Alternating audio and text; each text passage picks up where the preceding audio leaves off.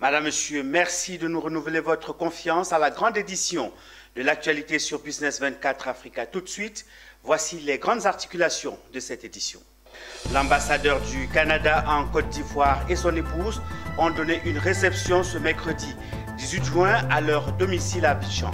Une occasion de célébrer les 158 ans d'existence du Canada et la bonne relation qui existe entre la Côte d'Ivoire et ce pays ami. Abidjan accueille depuis ce jeudi la 6e édition des rencontres africaines du Risk Management. Conférences, panels de haut niveau vont rythmer les 2 jours d'échange. Coris renforce sa présence en Côte d'Ivoire en déployant ses activités d'assurance vie et l'IRDT. Coris Assurance Vie Côte d'Ivoire devient un acteur important dans le secteur de l'assurance en Côte d'Ivoire.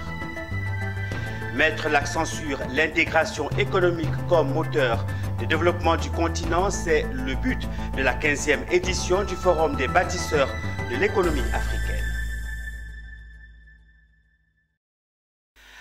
Merci de suivre cette édition complète sur la chaîne panafricaine. Ouvrons ce journal en nous rendant à Bamako, au Mali, où la SICARE est en assemblée générale. C'est ce jeudi qu'a eu lieu l'ouverture officielle de la 43e assemblée générale ordinaire des actionnaires de la SICARE. La cérémonie d'ouverture s'est déroulée sous la présidence du ministre de l'économie et des finances du Mali. Suivez.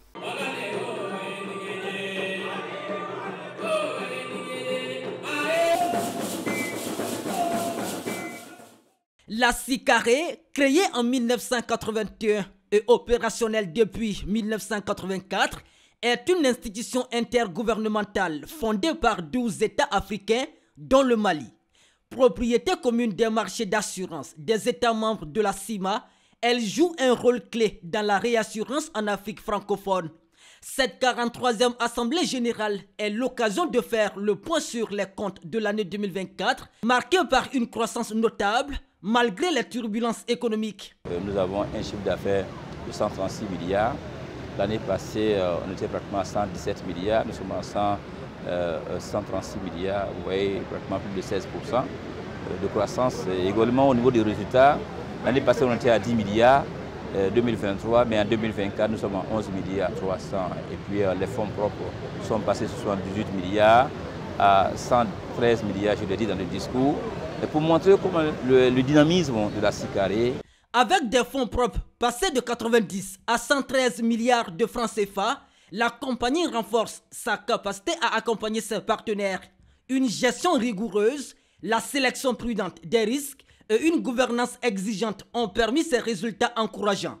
Mesdames et messieurs, les travaux de cette Assemblée générale, nous continuerons à examiner puis à clôturer les comptes de la compagnie au 31 décembre 2024 et à prendre un ensemble de résolutions stratégiques.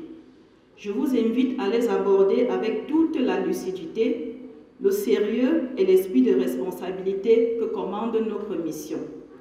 Car au-delà des chiffres, il s'agit de conforter la place de notre compagnie dans l'écosystème financier et assurantiel africain. Le Mali, pays hôte de cette session, affirme son implication dans le développement du secteur de la réassurance et de l'intégration financière régionale. Les autorités maliennes saluent la dynamique de transformation impulsée par la SICARE. Les perspectives sont ambitieuses, mais elles sont à la hauteur des défis que nous devons relever ensemble. Je reste convaincu que vos réflexions, vos contributions et vos décisions lors de la présente Assemblée seront à la hauteur de ces ambitions. Les autorités maliennes, à travers le ministère de l'économie et des finances, ont adressé leurs salutations à toutes les délégations et réaffirmé leur soutien à la mission de la SICARE.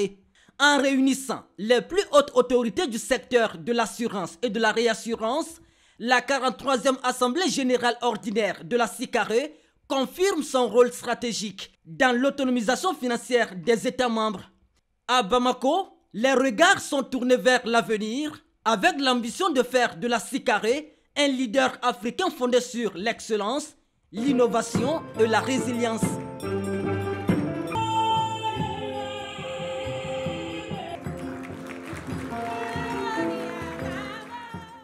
À Abidjan, pour parler de la diplomatie à l'occasion de la fête du Canada, son Excellence Anderson Blanc, ambassadeur du Canada en Côte d'Ivoire, et son épouse ont convié le mercredi 18 juin 2025 des invités de marque à une réception conviviale à leur résidence. Diplomates officiels ivoiriens, partenaires et membres de la société civile ont répondu présents pour célébrer les liens d'amitié et de coopération entre le Canada et la Côte d'Ivoire. Les détails avec Eunice Bougou.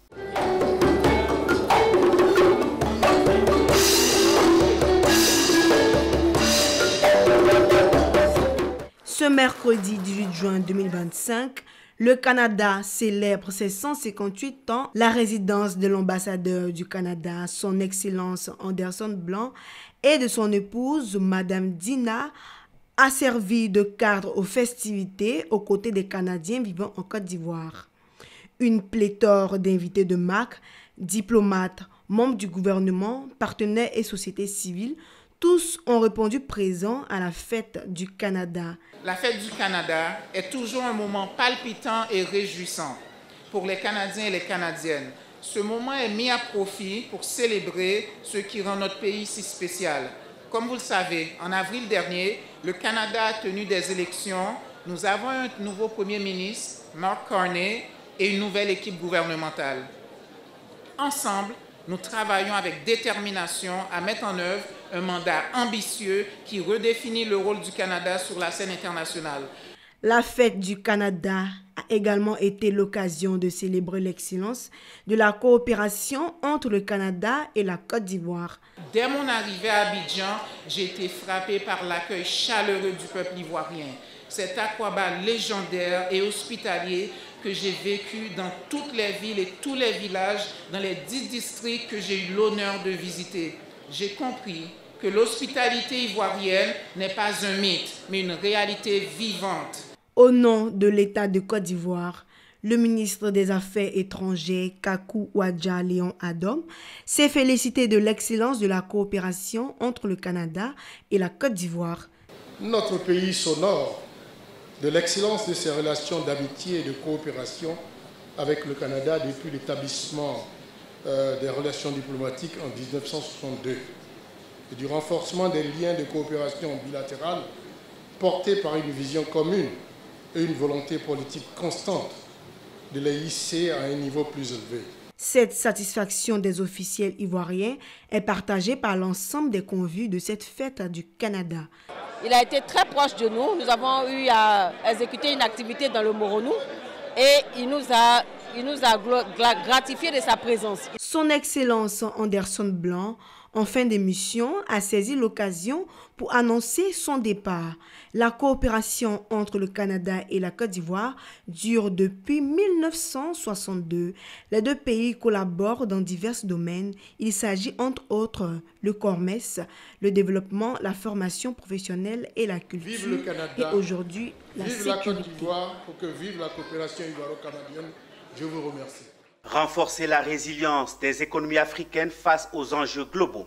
À Abidjan, la 6e édition des rencontres africaines du risque management s'est ouverte ce 19 juin 2025 à Orange Village.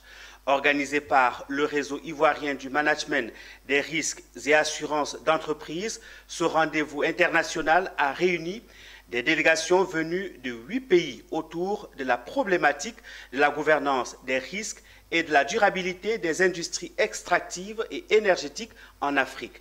Conférences, panels de haut niveau, expositions et distinctions vont rythmer les 2 jours d'échange. Kodena Nongo. Anticiper les menaces, mieux planifier, assurer la durabilité. Les 19 et 20 juin 2025, Abidjan devient la capitale africaine du risque management. À Orange Village, la 6e édition des rencontres africaines du risque management rassemble experts, assureurs, décideurs et professionnels venus de 8 pays d'Afrique et d'Europe. Thème central, la gouvernance des risques et la durabilité des industries extractives et énergétiques. L'Afrique, donc riche de ses ressources extractives et énergétiques, se trouve à un carrefour crucial. La gestion efficiente et durable de ces industries est fondamentale pour notre croissance économique, notre stabilité et notre prospérité future. En Côte d'Ivoire, en particulier, ces secteurs jouent un rôle moteur dans le développement et il est impératif de mettre en place des stratégies de gouvernance des risques. Nous croyons fermement que la maîtrise des risques passe par une digitalisation responsable, une gouvernance des données rigoureuses et des systèmes d'information résilients. Au cœur des débats, le stockage des hydrocarbures, la planification durable et le rôle des données. Une édition ouverte ce jeudi en présence du directeur du cabinet du ministre de l'économie et du directeur général de Petro-Ivoire, parrain de cette 6e édition. Nous avons la responsabilité de promouvoir un environnement sectoriel plus résilient, plus transparent et plus apte à affronter les défis de demain. La résilience donc de cette économie est aujourd'hui une réalité et elle est donc le fruit de la synergie entre la planification stratégique rigoureuse et la mise en œuvre efficace des investissements ainsi que des réformes. Une occasion de récompenser quelques risk managers pour leur impact positif dans le secteur. Expositions, conférences et panels enrichiront ces 2 jours de rencontres à laquelle prennent part plusieurs pays dont le Nigeria, le Togo, l'Afrique du Sud, la France, le Bénin, le Cameroun. Parlons à présent du dialogue public-privé. La Côte d'Ivoire veut mieux fluidifier le dialogue État-secteur privé. À cet effet, une mission de terrain de 3 mois a été menée afin d'évaluer le fonctionnement des cadres paritaires sectoriels et faire des propositions pour une bonne collaboration entre l'État de Côte d'Ivoire et le secteur privé. Ce jeudi, un atelier a vu la restitution finale de cette mission. Sandrine Kwame. Vers un dialogue public-privé renforcé en Côte d'Ivoire. C'est tout le vœu des participants à cet atelier de restitution des cadres paritaires sectoriels. Comment se porte le partenariat public-privé? Comment mieux structurer le dialogue entre les acteurs de développement et les différents cadres paritaires sectoriels? En un mot, comment rendre plus efficace le partenariat État-secteur privé? Les réponses à ces interrogations se trouvent dans les résultats d'une mission terrain de 3 mois. Cette étude-là a consisté à réaliser l'inventaire de ces cadres paritaires-là. Nous en avons trouvé 30 et sur les 30, nous avons pu enquêter 22, donc environ 73%. Et ce que nous avons constaté, c'est que la quasi-totalité de ces cadres paritaires-là fonctionne bien. Cette étude dont nous faisons la restitution va déjà nous permettre d'identifier les cadres paritaires existants et fonctionnels et ensemble voir comment mettre tous ces cadres-là en synergie. L'atelier de restitution finale de la mission terrain sur l'état des lieux des cadres paritaires sectoriels bénéficie de l'appui de plusieurs organisations. Il s'agit entre autres du projet PRORES, mis en œuvre par le GIZ et soutenu par le ministère du Commerce et de l'Industrie. Ici, nous sommes là ce matin justement pour faire un peu l'état des lieux des différents cadres paritaires. Il y en a plusieurs, dans plusieurs ministères. En ce qui nous concerne, nous sommes là justement pour faire un peu l'état des lieux, un peu de ces cadres-là. Nous espérons que le comité de concertation État-secteur privé puisse mettre à notre disposition tous les programmes de renforcement de capacité qu'ils ont prévus pour les différents cadres et qu'ils puissent aussi prendre en compte les recommandations qui ont été faites au cours de l'atelier. L'atelier sur l'état des lieux des cadres paritaires sectoriels referme ses portes ce vendredi. Pour rappel, la Côte d'Ivoire ambitionne à travers sa vision 2030 de devenir une économie émergente portée par un secteur privé dynamique et inclusif. Un mot de l'assurance, c'est un double lancement dans le secteur des assurances qui s'est tenu ce jeudi 19 juin à Abidjan. Le groupe Coris a officiellement lancé les activités de Coris Assurance Vie et Coris Assurance IRDT en Côte d'Ivoire. À travers cette cérémonie marquée par la présence d'acteurs du monde assurantiel et institutionnel, Coris affirme son ambition de devenir un acteur de référence en proposant des produits innovants, accessibles et adaptés aux réalités locales. Le groupe mise sur la proximité, l'inclusion financière et une réponse concrète aux besoins spécifiques des particuliers comme des entreprises. Autre précision avec Ami Koroba. Prestations artistiques aux couleurs des différentes régions de la Côte d'Ivoire, comme pour afficher son ambition de conquérir toute la Côte d'Ivoire et ses différentes régions avec ses nouveaux services d'assurance. En effet, cette cérémonie de lancement officiel de Coris Assurance Vie et IARDT en Côte d'Ivoire marque le début d'une volonté de transformer ce secteur en pleine expansion. Face à leurs concurrents et une faible pénétration de l'assurance en Côte d'Ivoire, ses dirigeants entendent s'imposer en misant sur plusieurs axes, nous explique Adaraï Rabo, président du conseil d'administration de Coris Assurance Côte d'Ivoire. L'une des valeurs clés du groupe Coris, c'est l'originalité. Donc cette originalité nous garantit la conquête donc, du marché ivoirien.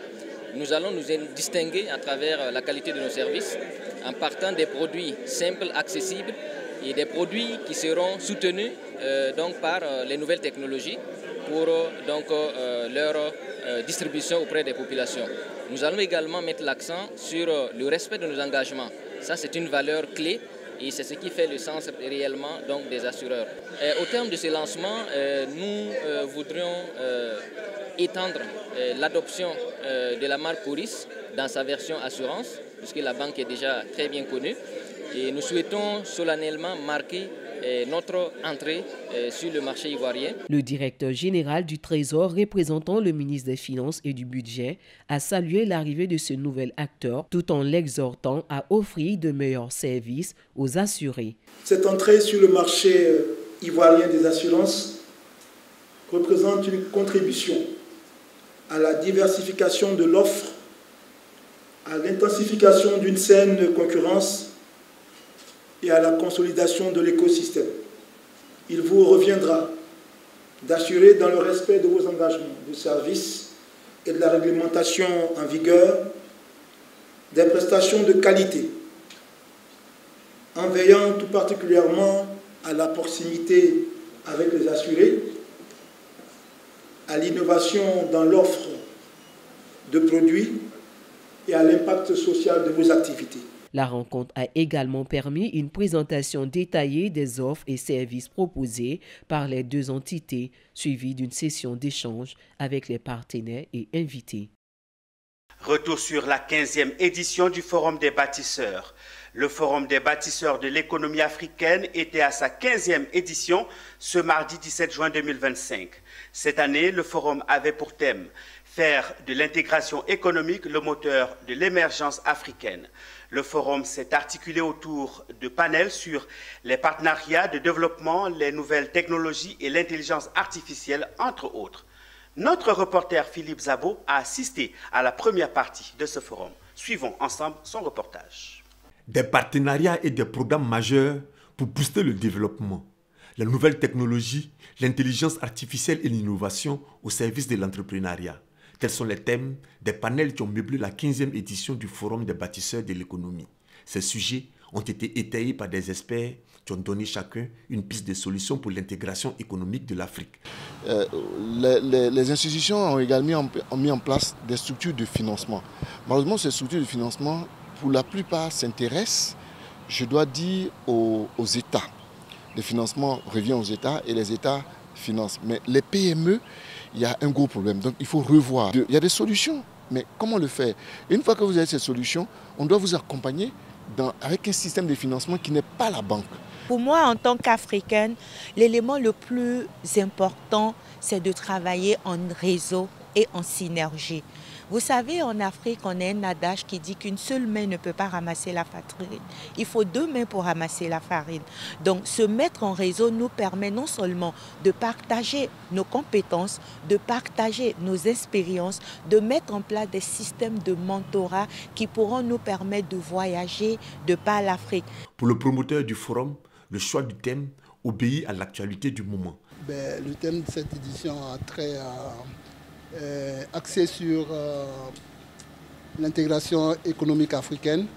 Vous savez que cet idéal-là de nos États est primordial pour le développement de l'Afrique, parce qu'aujourd'hui, vivre en reclus n'est plus avantageux, ne permet pas le développement espéré pour nos populations. Et cette dynamique africaine qui consiste à encourager la fin des barrières est à saluer, et c'est ce que nous avons tenu à encourager. Le Forum des bâtisseurs de l'économie africaine se déroule en 2 étapes. D'abord, une réflexion sur des thèmes économiques, puis une distinction des acteurs de l'économie africaine.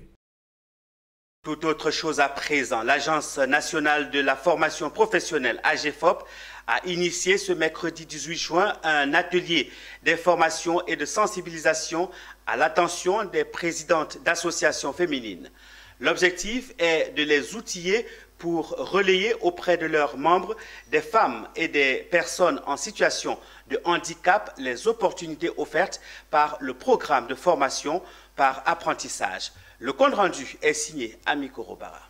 Cet atelier de sensibilisation à l'endroit des présidents d'associations féminines a pour but de les former sur les opportunités de formation et d'insertion sociale afin qu'elles relaient l'information à leurs membres, notamment des femmes et des personnes en situation de handicap.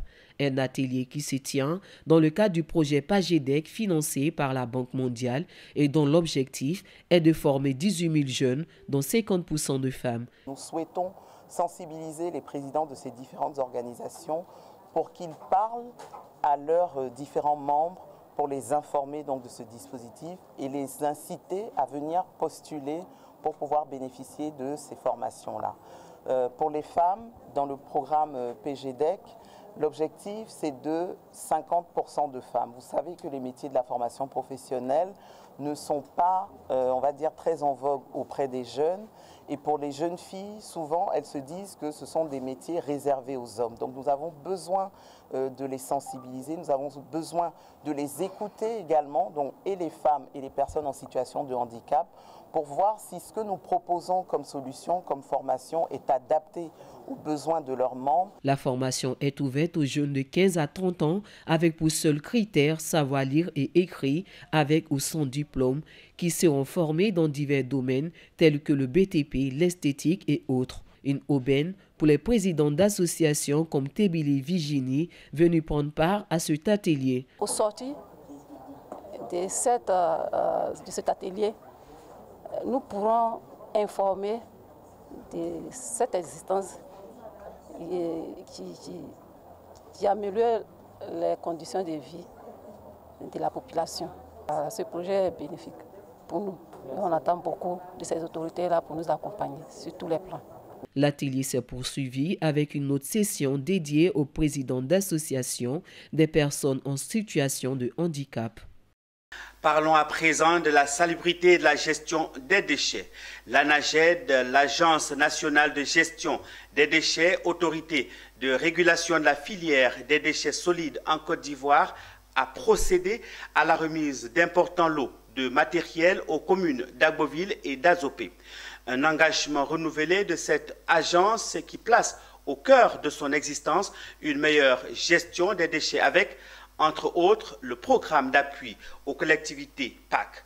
Pour la première tranche, 13 communes verront leur capacité renforcée dans le cadre du PAC 2025. Mon désir Nascimento pour le compte-rendu.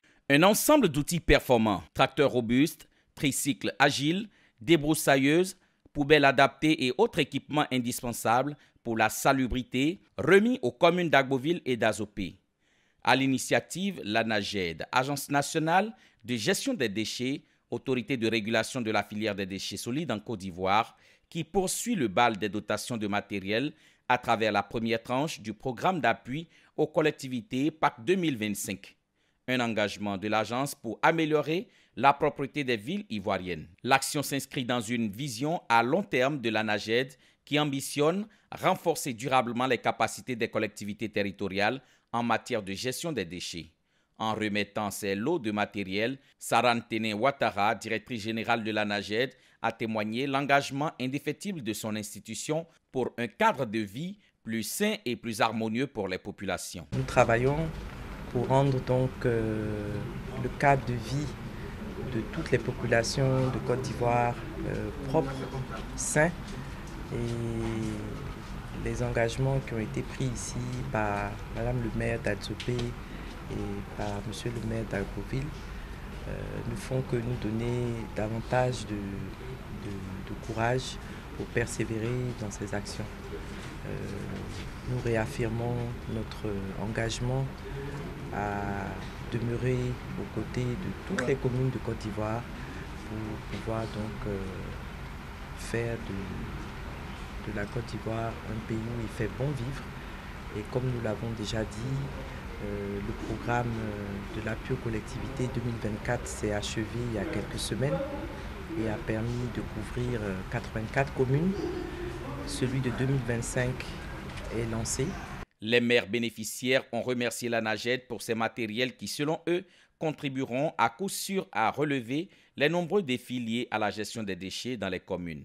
Nous voudrons dire merci à l'ANAGED, à Madame le directeur général de l'ANAGED, mais au-delà d'elle, à Monsieur le Président de la République pour tous les efforts qu'il fait pour que toutes les villes de la Côte d'Ivoire soient de belles villes.